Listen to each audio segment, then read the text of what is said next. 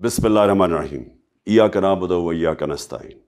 आज हमारी core committee की मीटिंग हुई। हमने बड़ी तफसील में पूरी तरह डिस्कस किया कि ये जो इस्लामाबाद में हमने कॉल देनी है ये कब देनी है और इसकी नौयत क्या होगी। जो हमारा फ़ैसला आज हुआ वो ये कि मई के आखिरी हफ्ते में हम ये कॉल देने लगे हैं और सारे पाकिस्तानियों को कॉल देने लगे हैं।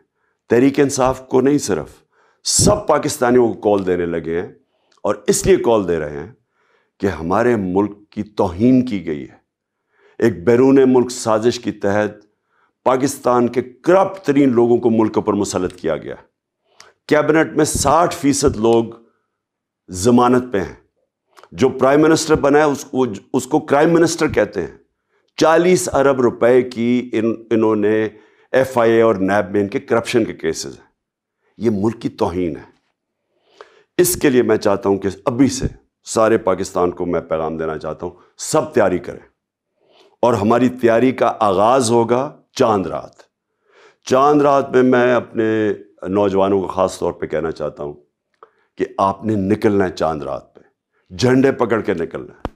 सारी दुनिया को आपने बताना है कि पाकिस्तान एक जिंदा कौम है और इंशाअल्लाह उसके बाद जो हमारा अगला लायामुल होगा वो पूरी तैयारी होगी हमारी इस्लामाबाद मार्च। जो मेरा ईमान है कि पाकिस्तान की तारीख की ये सबसे बड़ी एक ऐसा मजमा जमा होगा, एक अवाम का समुंदर इस्लामाबाद में आएगा जो कि ये बताएगा कि कभी से कभी इसके बाद कोई बैरूनी मुल्क हमारे ऊपर एक करप्ट टोले को मुसल्लत नहीं कर सकेगा।